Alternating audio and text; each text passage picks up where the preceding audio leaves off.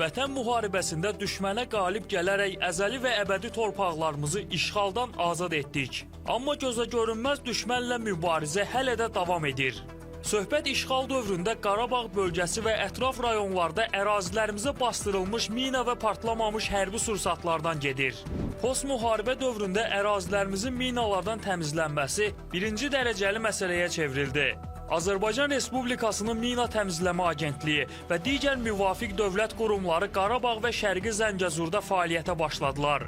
Qeyd edək ki, 10 noyabr 2020-ci il tarixindən bu günədək ümumilikdə 136.930 ədəd partlamamış hərbi sursat, 36.819 piyadə əleyhinə mina və 21.707 tank əleyhinə mina aşkar edilərək zərərsizləşdirilib. Böyük Qardaş proqramı çərçivəsində artıq minlərlə vətəndaşımız doğma ata-baba yurduna qayıdıb və bu proses davam etməkdədir. Amma azad edilmiş ərazilərimizdə davam edən mina təhlükəsi bu prosesi ləngitməklə bərabər tikinti, abadlıq və quruculuq işlərinə də ciddi mane olur. Üstəlik partlamamış hərbi sursat və mina qalıqları, onların daxilindəki kimyəvi maddələr və metallar ətraf mühitə və təbiətə ciddi ziyan vurur. Bu məsələdə insan itkisi amilini də qeyd etməmək olmaz. Dağlıq Qarabağda münaqişənin başladığı ilk gündən indiyədək 3400-dən çox insan mina və partlamamış hərbi sursatlardan ya həyatını itirib, ya da xəsarət alıb.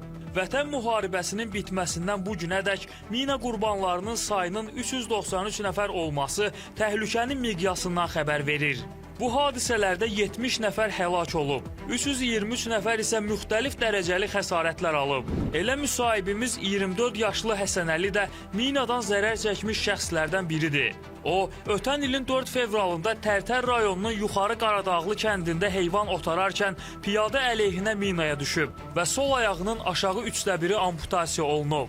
Mən erməni terrorizminin, mina terrorunun əyani qurbanlarından biriyəm və harızda qarşınızdayım və terrorun qurbanı kimi deyə bilərəm ki, biz bacardığımız qədər hər bir Azərbaycanlı şəxs, hər bir Azərbaycan vətəndaşı təyin olunmamış ərazilərə getməməliyik. Ümumiyyətlə, minalardan təmizlənməmiş ərazilərdən uzaq olmalıyıq.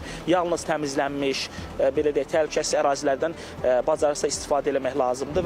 Müsahibimiz deyir ki, mina təhlükəsi olan ərazilərdə yaşayan vətəndaşlarımız çox diqqətli olmalıdırlar. Mina terroru elə bir böyük fəsaddır, elə böyük bir problem və faciədir ki, yəni bu insan həyatında silinməz izlər buraxır. Və bunun gəncliyə, insanlığa, belə deyək də, çox pis, çox böyük bir fəsadları var. Ona görə də biz bacardığımız qədər bu terrordan yan qaçmağa çalışmalıyıq. Bəs hazırda ərazilərimizin minalardan təmizlənməsi prosesi necə davam etdirilir? Hazırda hansı ərazilərdə mina təhlükəsi daha çoxdur? Minalar və partlamamış hərbi sursatlar ekologiyamız üçün hansı təhlükələri yaradır? Bugün sabahı saxlamadan mövzu ilə bağlı bir sıra suallara aydınlıq gətirməyə çalışacağıq.